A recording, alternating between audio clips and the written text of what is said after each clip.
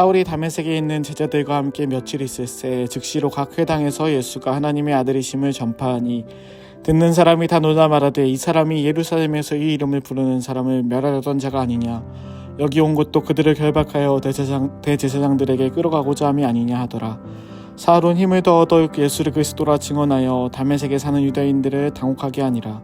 여러 날이 지나매 유대인들이 사울 죽이기를 공모하더니 그 계교가 사울에게 알려지니라. 그들이 그를 죽이려고 밤낮으로 성문까지 지키거늘 그의 제자들이 밤에 사울의 광주리에 담아 성벽에서 달아내리니라.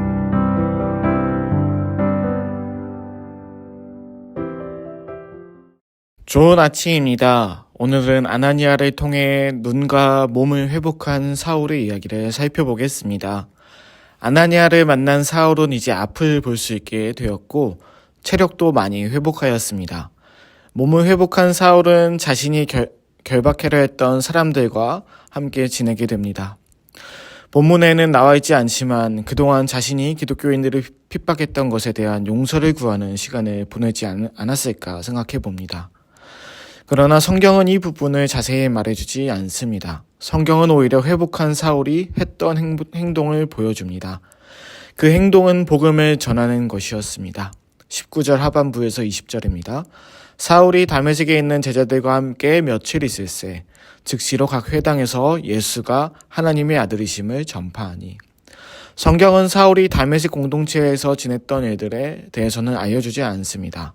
다만 사울이 예수에 대한 복음을 전하였다는 것에 주목합니다. 이것은 다음과 같은 사실을 성경이 강조하고 있다고 볼 수 있습니다. 예수를 만난 이들은 예수를 전할 수밖에 없다는 것입니다. 예수를 만난 사람은 인생에 있어 그 어느 것보다 강력한 무엇인가를 얻게 됩니다. 새로운 시야에 눈을 뜨게 됩니다. 이는 복음이 주는 힘이 인간의 영적 본능을 깨우기 때문입니다. 성경은 사울이 예수를 만나 그 자신의 잘못을 뉘우치고 핍박했던 다메섹 공동체들에 대한 사과 장면을 생략하였습니다. 개가천선한 사울의 사과 장면은 엄청 은혜로울지도 모릅니다. 그럼에도 성경은 과감히 이 부분을 축소시키고 사울이 복음을 전한 장면을 강조합니다.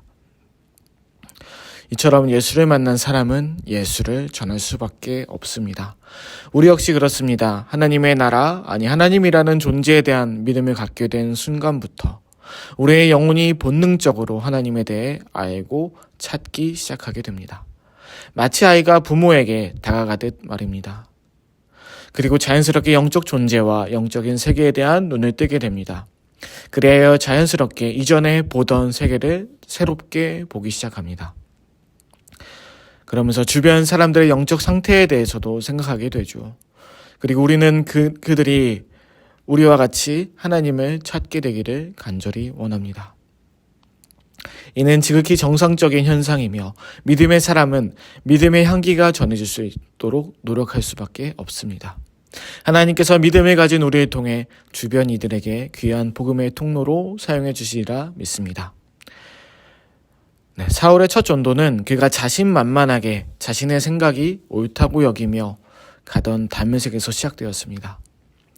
다메섹은 대제사장으로부터 공적인 자격을 부여받은 사울이 가장 스스로에 대한 확신과 자아가 강했던 곳이었으며 동시에 예수님을 만나 가장 자신이 해야 될 일을, 자신이 가야 될 방향을 잃었던 곳이기도 합니다. 예수를 만나 그럼에도 예수를 전했지만 하나님께서 그리고 이러한 사울을 다메섹이라는 곳에서 복음을 전하는 사람으로 만드셨지만 사울의 첫 복음 전도는 생각보다 순탄치 않았습니다. 사울은 사도행전에서 베드로와 더불어 가장 많이 언급되는 사도이며 오늘날 신약 성경의 대부분이 그의 서신인 것을 볼 때 현재까지도 많은 영향을 주고 있는 사람입니다. 그러나 그의 첫 복음 전도 장면은 오늘날 후대의 평가와 달리 매우 초라했습니다. 사도행전 초반부에 나타난 사도들의 첫 전도와는 너무나도 다른 장면이 보여지기 때문입니다. 예루살렘 교회의 사도들의 전도에는 몇천 명의 사람들이 막 돌아오는 일이 있었습니다. 그리고 그러나 사울의 전도에는 이런 말은 없고 오히려 많은 사람들이 당황했다고 기록되어 있습니다. 21절, 22절에 그렇게 나와 있습니다. 듣는 사람이 다 놀라 말하되 이 사람이 예루살렘에서 이 이름을 부르는 사람을 멸하려던 자가 아니냐 하면서 사울은 힘을 더 얻어 예수를 그리스도라 증언하여 라고 나오는데 다메섹에 사는 유대인들을 당혹하게 하니라. 사울은 열심히 복음을 전했습니다. 그러나 우리가 어찌할꼬 하며 사람들은 돌아오지 않았고 경건한 유대인들이 예루살렘 교회 사도들의 복음을 듣고 우리가 어찌할꼬 돌아왔던 것과 달리 다메섹에 있던 유대인들은 이 사람이 왜 이러지? 오히려 당황하고만 있었습니다. 사울의 전도에는 이렇다한 기적도 안 보이고 많은 이들이 어찌할꼬 하며 가슴을 치는 회개의 장면도 없습니다. 그리고 오히려 한술 더 떠서 유대인들은 사울을 죽이고자 하였습니다. 23에서 25절을 보면 유대인들이 사울을 죽이려고 밤낮으로 성문을 지켰다고 나옵니다. 그래서 사울은 성벽에서 광주리를 타고 도망갑니다. 이것이 사울의 첫 전도 현장이었습니다. 예루살렘 교회 사도들 역시 복음을 전하다 핍박을 당한 적은 있지만 이들은 일시적으로 감옥을 들여갔다 나왔지 생명까지 위협을 당하지 않았습니다. 그러나 사울은 첫 전도에서 생명의 위협을 당할 뻔했죠. 그래서 오늘 설교의 제목은 초라한 개막식입니다. 물론 우리는 이후의 이야기들을 알아서 어차피 나중에 사울 잘 될 텐데 뭐 좀 그럴 수도 있지, 힘든 시기 지날 수 있지라고 생각할 수 있습니다. 그러나 이 입장을 우리에게 적용해 보겠습니다. 우리의 인생에도 적용해 볼 때 그렇게 쉽게 말할 수 있을까요? 첫 전도인데 사람들은 당황하죠. 첫 전도인데 생명마저 위협당해서 광주리를 타고 벽에 광주리를 달아서 도망갔어야 했습니다. 예루살렘 교회와는 너무 다르죠. 못 걷는 자가 일어났고 수많은 이들이 돌아왔던 것과 너무 대조가 됩니다.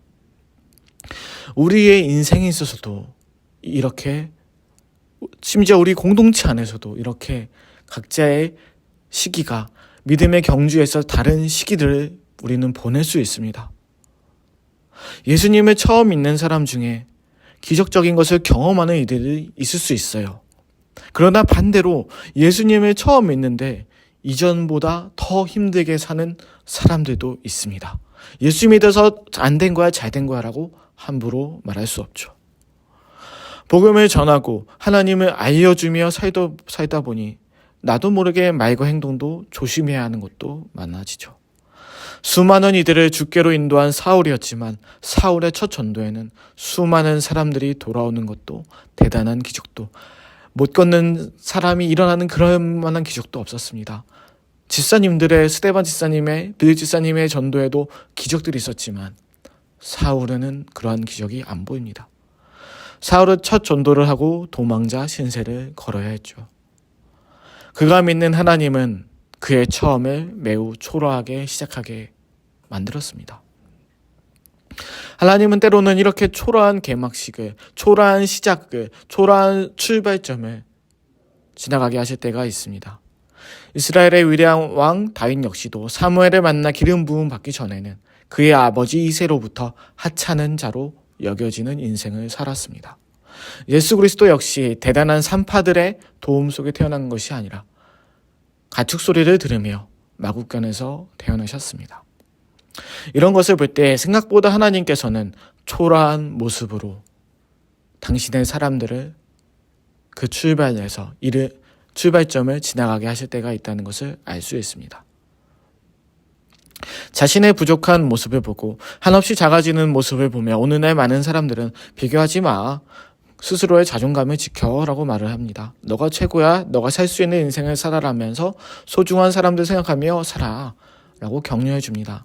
그러나 오늘 본문은 여기에서 이러한 위로에서 한 가지 더 말해줍니다. 하나님은 때로는 이러한 초라한 개막식, 초라한 시기를 보내게 하실 때가 있다는 겁니다.